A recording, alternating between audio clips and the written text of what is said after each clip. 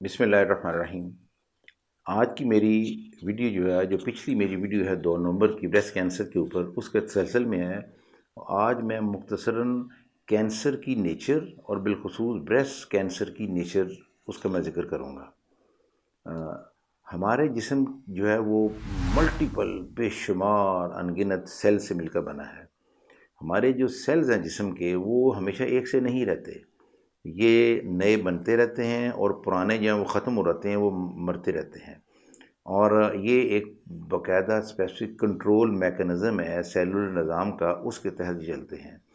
Cancer میں یہ ہوتا ہے کہ یہ جو سیلولر میکانزم ہے، یہ کسی وجہ سے خلل پڑ کے کسی بھی بیرونی فیکٹر سے یا جینیٹک فیکٹر سے اس کے اندر خلل پیدا ہو جاتا ہے اور یہ ڈسٹرب ہو جاتا ہے، اور جو نئے سیل ہیں وہ بہت ریپڈلی بننے شروع ہو جاتے ہیں۔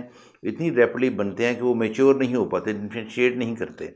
اور اس کے ساتھ ساتھ یہ ہوتا ہے کہ جو پرانے سیل ہیں، جیسے کہ وہ جب میکانزم صحیح چل رہا ہوتا ہے، ان پرانے سیل سے ختم ہو جانا ہوتا ہے اور نئے سیل نے ان کی جگہ لے لینی ہوتی ہے۔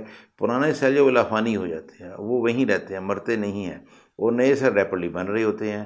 اور اس نئے سیل، ایک یہ بات کلیئر ہوگی، جب نئے سیل ریپڈلی بن رہے ہیں اور پرانے وہاں سے جا نہیں رہے، تو وہاں ایک مجموعہ سا لگ جائے گا، جمع گٹھا سا لگ جائے گا، اور وہ جمع ہوتے ہوتے ہوتے ہوتے ایک ٹیومر کی شکل اختیار کر لیتا ہے، جس کو ہم رسولی کہہ دیتے ہیں۔ اور یہ جو رسولیاں ہیں، کینسر ہے، یہ 2 قسم کے ہوتے ہیں، ایک بینائن ہوتا ہے اور میلیگننٹ ہوتا ہے۔ جو بینائن ہے یہ معصوم ہے، یہ جس کو عام بغیر جڑوں والی رسولی کہتے ہیں۔ اس کے ارد گرد ایک خول ہوتا ہے جو کیپسول ہوتا ہے، یہ لوکلی وہیں رہتا ہے، یہ لوکل بھی نہیں پھیلتا اور نہ دوسرے جسم میں جاتا ہے۔ اور دوسرا کینسر جو ہے وہ ہے میلیگننٹ کینسر ہے، یہ خطرناک کینسر ہوتا ہے۔ عام زبان میں اس کو جڑوں والا کینسر یا جڑوں والی رسولی بھی کہہ دیتے ہیں۔ یہ لوکلی بھی اسپریڈ کر سکتا ہوتا ہے، اور کچھ اقسام ایسی ہیں جو جسم کے دوسرے حصے میں بھی اسپریڈ کرتی ہیں۔ اچھا، اب اس کے برعکس ہم آتے ہیں اس کے ساتھ بریسٹ کینسر کی نوعیت کی طرف، اس کی نیچر کی طرف۔ ہمارا جو خواتین میں اللہ تعالیٰ نے جو بریسٹ ٹیشو رکھا ہے، وہ تمام باڈی کے عام ٹیشو سے یونیک ہے۔ یہ ضروری نہیں ہے کہ جسم کے ہر حصہ جو ہے وہ کینسر کے افیکٹ کا ایک سا افیکٹ، کینسر ٹیشوز کا ایسے ایک سا افیکٹ لیتا ہو۔ ڈفرینٹ باڈیز کے ٹیشو جو ہیں کینسر سیل سے ڈفرینٹ اثر دکھاتے ہیں۔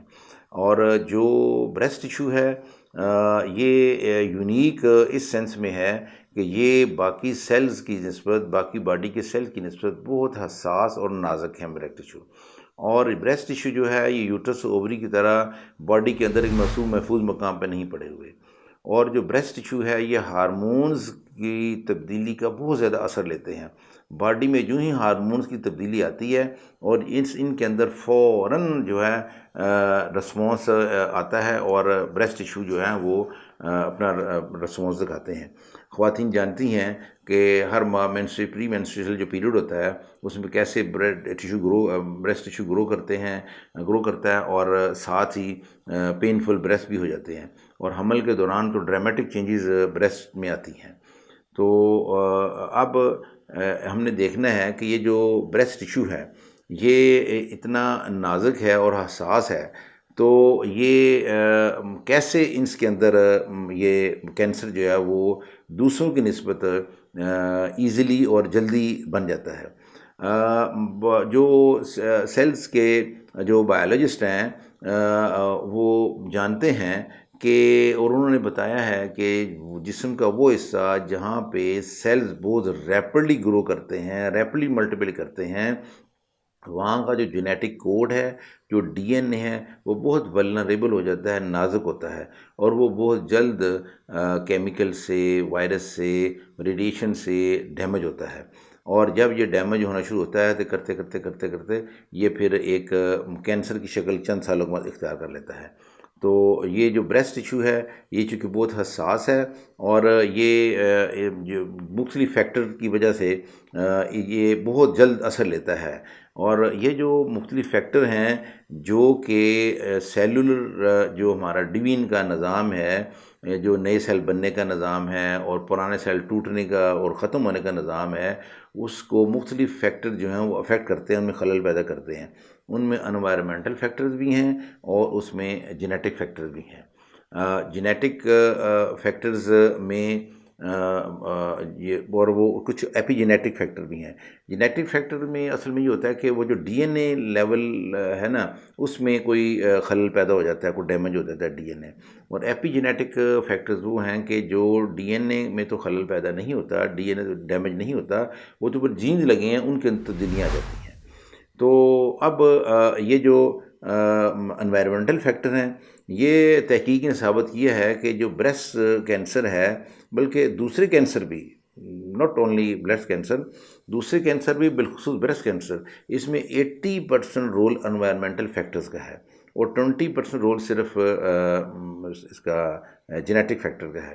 اور انوائرمنٹل فیکٹرز میں جو چیزیں آئی ہیں وہ یہ ہیں، ڈائٹ کا رول ہے، ریڈیشنز ہیں، اورل کورٹیکوسٹیرائڈ پل ہیں، ہارمون ریپلیسمنٹ تھراپی ہے، اور دوسری کیمیکلز ہیں، پیلیوٹنٹس ہیں ہمارے، یعنی فضائی اور غذائی آلودگی ہے جو ہم کیمیکل ملا اور کیمیکل ملے ہم مختلف چیزیں مجبوری سے لوگ کھا رہے ہیں، وہ بہت سارے کیمیکل ایسے ہیں جو تحقیقیں ثابت کیا وہ کینسر پیدا کرتے ہیں۔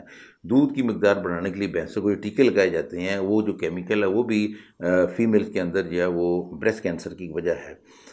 اب ان سارے انوائرمنٹل فیکٹر میں جو ڈائٹ ہے اس کا بہت اہم رول ہے، حتیٰ کہ یوں تحقیق میں آیا ہے کہ جو جینیٹک فیکٹر ہے، یعنی ایسے لوگ جن میں وراثتی ہسٹری ہے فلاں کینسر کی یا بریسٹ کینسر کی، یعنی جینیٹیکلی سسیپٹیبلٹی میں پائی جاتی ہے کہ اس میں دادی کو تھا، ماں کا ہوا، اب اس کو بھی امکان ہے، ایسے ایسی خواتین بھی اگر انوائرمنٹل فیکٹر میں سے جو ڈائٹ کا رول ہے اتنا اہم ہے کہ اگر وہ ہیلدی صحت بخش غذا کھائیں گی اور اپنے جسم میں ہارمون کا توازن بگڑنے نہیں دیں گی، اس کو بیلنس رکھیں گی، تو یہ بھی وہ جو جس کا احتمال ہے کینسر ہے اس کو ڈاج کر سکتی ہیں، یعنی اس کو چکمہ دے سکتی ہیں، اس سے بچ سکتی ہیں۔